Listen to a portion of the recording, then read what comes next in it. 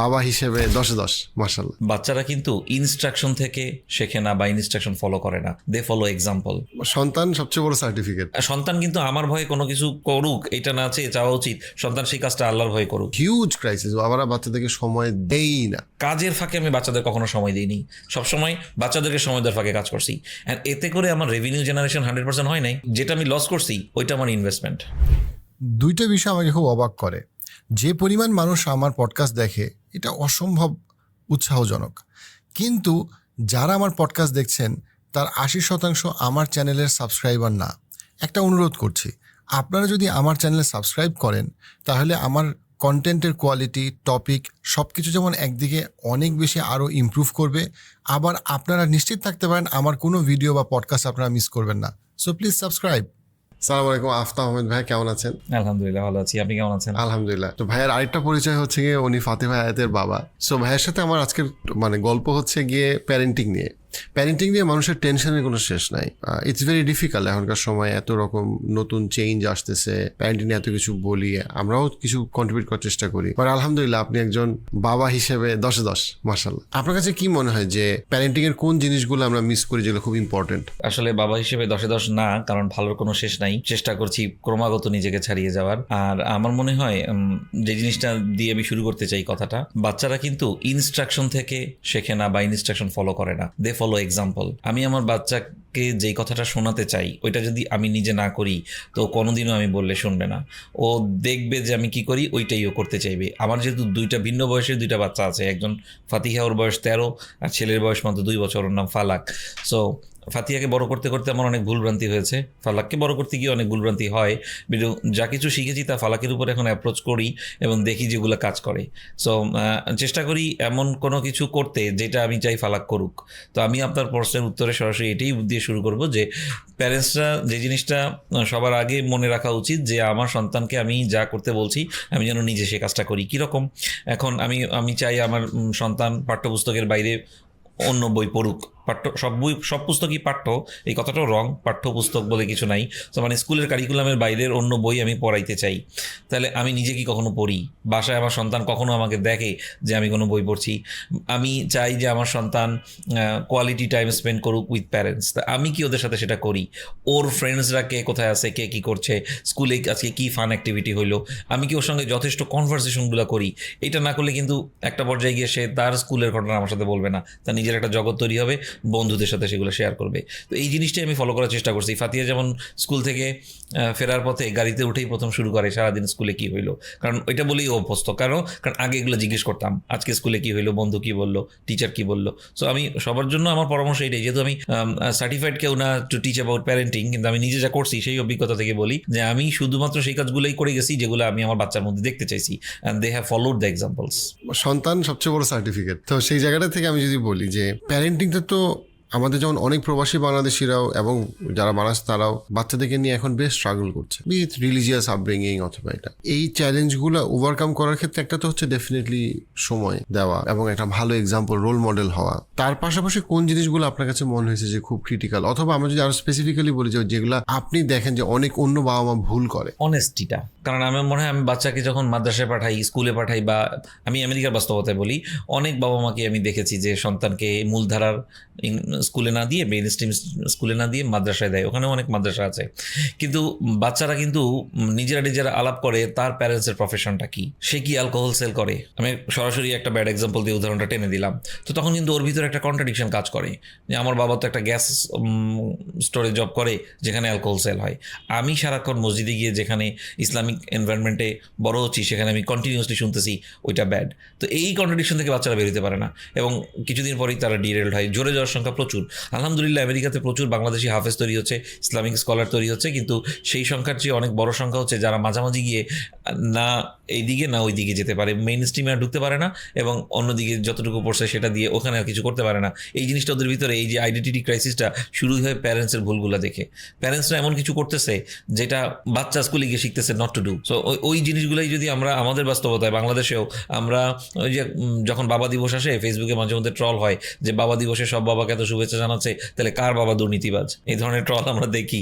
So এই জায়গাগুলো honesty যদি আমাদের সবার মধ্যে থাকে, আর আপনি যখন ওই ইসলামিক রিলিজিয়াস আপব্রিংয়ের কথা বললেন, সেই জিনিসটাও মানে সন্তান কিন্তু আমার ভয়ে কোনো কিছু করুক এটা না চেয়ে চাওয়া উচিত, সন্তান সেই কাজটা আল্লাহর ভয়ে করুক। ফাতিয়া যেমন উদাহরণটা দিল যে আজকে আমাদের এই আপনার সঙ্গে যখন কথা বলছি কিছুক্ষণ আগে ওই শুটিংটা হয়েছে বলে বলছি, যে ফাতিয়া কিন্তু উদাহরণটা দিল যে ওকে কোনো কিছু এনফোর্স করা হয় না যে হিজাব পড়ো বা ইসলামিক ওয়েতে চলো, জিনিসটা ফ্যামিলি ভ্যালুস থেকে সে শিখেছে। এখন আমাদের দেশে কি হয়, আমরা বরঞ্চ আমি বাংলাদেশের অনেক সন্তানদেরকে দেখি বাংলাদেশে খুব ভালো শালীনভাবে চলাফেরা করে, এবং ইউএসএতে গেলে বা বাইরে গেলে তারা তখন সেরকম হওয়া শুরু করে, হয়তো ইউএসএর মেয়েদের মতো পোশাক পরলো। এটা আমি বড়দের মধ্যেও দেখি, আমাদের বয়সী বোনদেরও দেখি, তারা বাংলাদেশে একরকম চলে, ওখানে গিয়ে আবার ইউএসএর মতো চলার চেষ্টা করে, মনে করে যে এখানে এসছি এখন এরকম। তখন সন্তান কি শিখবে? আমি অনেক আমার বয়সী ভাইদেরকে চিনি যারা ইউএসএতে সামারে শর্টস পরে, তো আমি অনেক সময় মজা করে জিজ্ঞেস করি, নিশ্চয়ই আপনার পকেটে একটা ফুল প্যান্ট আছে, নামাজের সময় আবার সেটা পরে নামাজে দাঁড়ায় যাবেন। তো একটু মজা করি তার সাথে। তো বাচ্চা দেখতেছে আমার বাবা শর্টস পরে ঘুরতেছে, বিকজ এখন সামার, তো বাচ্চাও সেইটাই শিখতেছে, সেভাবেই বড় হচ্ছে। তো এই জিনিসগুলো যদি আমরা খেয়াল রাখি যে আমরা রিলিজিয়াসলি কি শিখতেছি, বাচ্চাকে কি শিখাইতে চাচ্ছি, নিজে এটা ফলো করি কিনা, আমার মনে হয় প্রতিনিয়ত আমি নিজেকে প্রশ্ন করলেই জিনিসগুলো বাচ্চা দেখবে এবং শিখবে।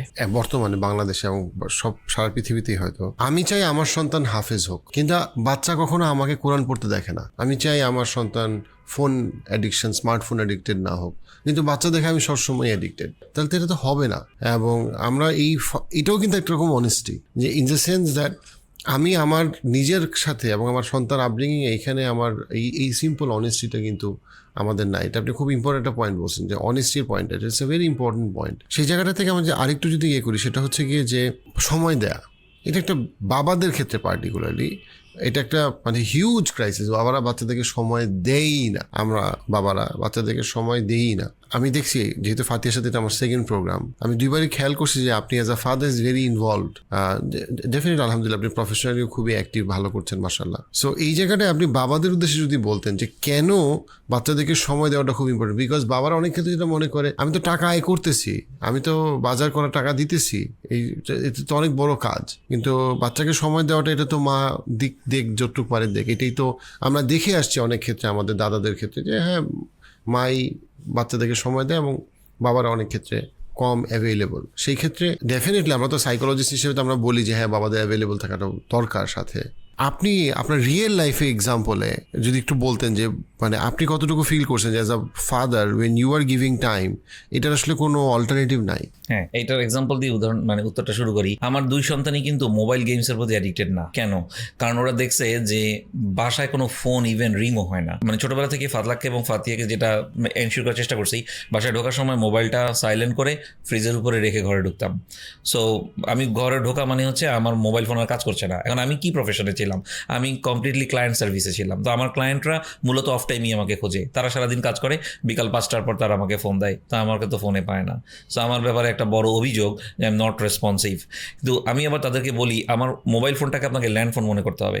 আপনাকে মনে করতে হবে আপনি IRS অফিসে ফোন করেছেন বিটুইন 9 to 5। তখন যদি আমি আপনার ফোনটা রেসপন্স না করি, ইউ ক্যান ব্লেম। কিন্তু আপনি 5টার পরে ফোন দিবেন, উইকেন্ডে ফোন দিবেন এবং আশা করবেন আমি যখন ফোন দিব, বিকজ ওই সময় আপনি ফ্রি, কিন্তু ওই সময় তো আমি ফ্রি না।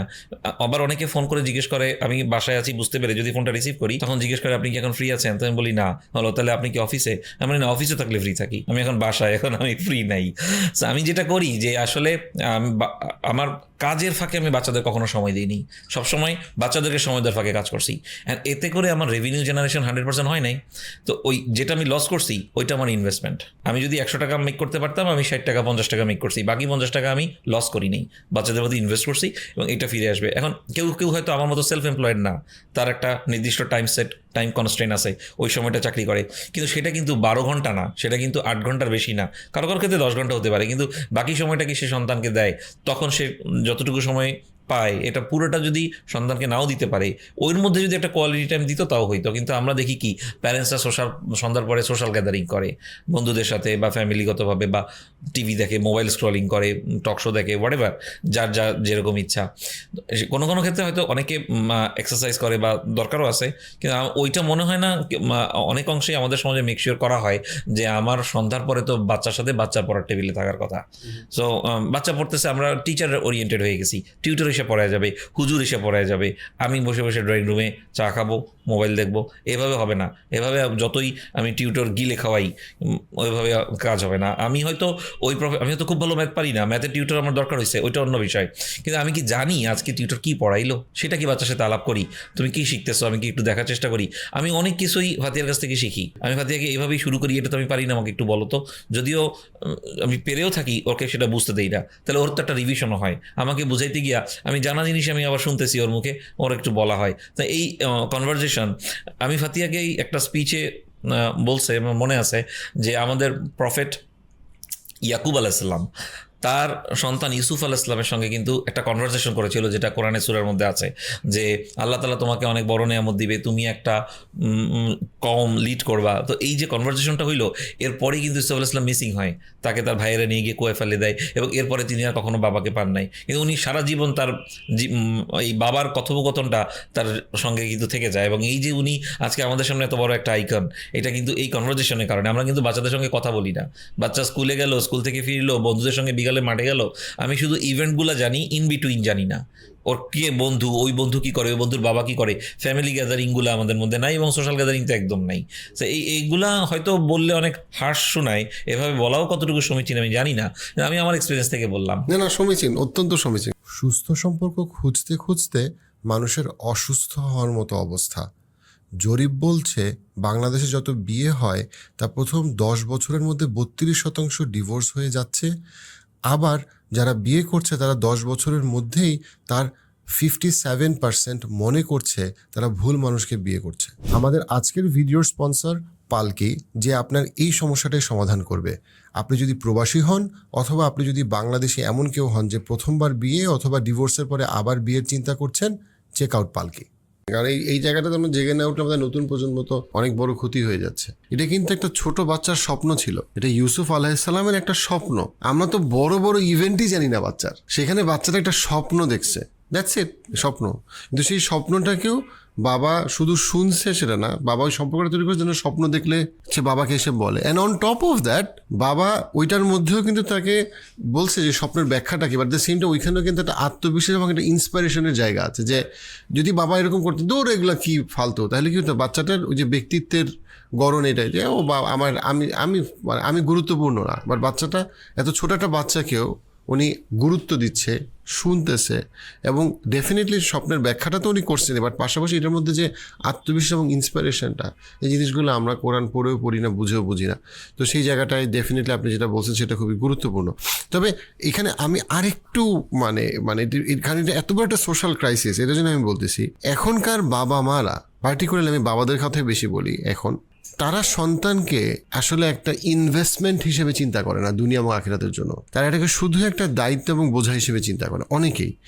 ইভেন মানে যতটা কম করে পারা যায়। একটা সময় ধরেন ফ্যামিলি টাইমের কথা যদি বলি, রান্না হইতো, এখন বাসায় হচ্ছে গিয়ে রান্না না, ফাস্ট ফুড। যেন তাহলে কি হলো, একটা দিক গেল। আগে কেউ বাবা মা পড়াইতো, এখন পড়ায় না, টিউশনি টিচার। অর্থাৎ প্রত্যেকটা লেভেল আমরা যদি দেখি এঙ্গেজমেন্ট নাই। এঙ্গেজমেন্টগুলোকে কি হয়েছে, ও আমরা ব্যস্ত, আমরা নাই, হয় হাজব্যান্ড ওয়াইফ দুজনেই আয় করার জন্য ব্যস্ত, অথবা হোয়াট এভার যে কোনো কাজে তারা ব্যস্ত। সো এই যে আমরা বাচ্চাদেরকে একটা ইনভেস্টমেন্ট হিসেবে মনে করি না, যদিও শেষ সময় গিয়ে আমার বাচ্চারাই আমার সবচেয়ে বড় কি বলবো asset, emotional asset, financial asset হইতে পারে, যদি ইফ আল্লাহ চায় যে if we can raise them well. সেই জায়গাটায় আপনি যদি একটু বলতেন যে আপনি কীভাবে এটাতে এতটা ডেডিকেটেড, এতটা ইনভেস্টেড। আমার সবসময় চাওয়া ছিল যে আমার 100% ওকে দিব। আমি যতটুকু যা জানি, যা শিখেছি, হয়তো যা নিজের জীবনে ইমপ্লিমেন্ট করতে পারিনি, চেষ্টা করে গেছি তাদেরকে সেভাবে গাইড করার, এবং করতে করতে অনেক কিছু শিখেছি। আর আমি বাসায় আমার ওয়াইফের কাছ থেকে ট্রেমেন্ডাস সাপোর্ট পাই এই বিষয়ে। এখনও অনেকটা সময় আমি ফাতিয়ার সঙ্গে বিজি থাকি যখন সে ফালাককে টেক কেয়ার করে। এবং আমরা কিন্তু ওই যে ইউএসএতে বেবি সিটিং অনেকেই করে, আমরা কখনোই এর মধ্যে যাইনি যে আমার বাচ্চা কখনো আরেকজন বেবি সিটারের কাছে কোয়ালিটি টাইম পাবে না। ওখানে দুজনেই জবে ছিলাম, সে একটা স্কুলের টিচার ছিল, যখন সে স্কুলে ওই সময় ফাতিয়া স্কুলে, সো আমাদের খুব একটা ফাতিয়াকে বেবি সিটিংয়ে কখনোই দিতে হয়নি। সো এইভাবে যখনই মনে হয়েছে যে বাচ্চার সঙ্গে সময় দেওয়া ভার্সাস নিজের প্রফেশন, সবসময় এটাকেই প্রাধান্য দিয়েছি, কারণ এটা খুব ভালো করেই বুঝতাম যে এটা আমাকে খুব দ্রুতই ভালো ফিডব্যাক দিবে। আর আলহামদুলিল্লাহ আমার বাচ্চাও, মানে ফালাক তো এখনও ছোটোই, ফাতিয়াও সেরকমভাবেই আমাকে সবসময় ফিডব্যাক দিয়ে গেছে, কখনো কোনো কিছুতে না বলে নাই।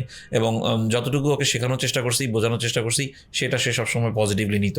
আর আপনার ওই আগের কথাটাই ফিরে আসি যে বাচ্চাদেরকে টাইম দেওয়ার ব্যাপারটা দেখেন, আমি কখনো আমার সন্তানদেরকে ছোট বয়সের কেউ মনে করিনি, অলওয়েজ অ্যাডাল্ট পারসন ভাবতাম।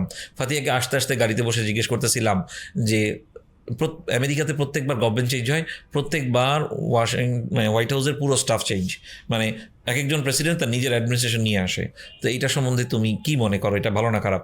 ও আমার কাছে কথাটা প্রথম শুনলো, জানতোই না, তো আমিও জানিও জানে না, কিন্তু আমি কিন্তু প্রশ্নটা করলাম, এখনও কিছুক্ষণ চিন্তা করলো, চিন্তা করে ওর মতো করে একটা উত্তর দিল, তার মধ্যে অনেক সঠিক কথা আছে, অনেক ভুল কথা আছে। তারপর আমি আবার একটু শেখালাম যে না, এটার পজিটিভ দিকেই, এটা নেগেটিভ দিকেই, এই কারণে তাদের পুরো অ্যাডমিনিস্ট্রেশন সেট আপ চেঞ্জ হয়ে যায়। আমাদের দেশে হইলে আমরা হয়তো বলবো এখানে দলীয়করণ বা নেপোটিজম হচ্ছে, বা ওদের পার্সপেক্টিভে কেন দরকার। উদাহরণটা কেন দিলাম, এটা 13 বছর বয়সী একটা মেয়ের সাথে আলাপ করার বিষয় না বলেই আমরা সবাই মনে করি, কিন্তু আমাদের বাসার ডাইনিং টেবিলে, ড্রয়িং রুমে আপনি এই আলাপই পাবেন। এখন এই যে ক্লাইমেট কনফারেন্স হচ্ছে COP29, আমরা কয়জন মানুষ জানি ওখানে কি হচ্ছে? প্যারিস এগ্রিমেন্টের পরে আমেরিকা বের হয়ে যাওয়ার পরে এরপরে সারা পৃথিবীতে জলবায়ু যে কি ম্যাসিভ একটা ক্রাইসিসের মধ্যে দিয়ে যাচ্ছে, এই ক্লাইমেট ক্রাইসিস, গ্লোবাল ওয়ার্মিং, এগুলো কিন্তু বাসায় প্রতিনিয়ত আমরা আলাপ করি। সো তখন মনে করতেই পারে যে 2-3 বছর বয়সী বাচ্চার সাথে 10 বছর বয়সী বাচ্চার সাথে এগুলো কী আলাপ করে।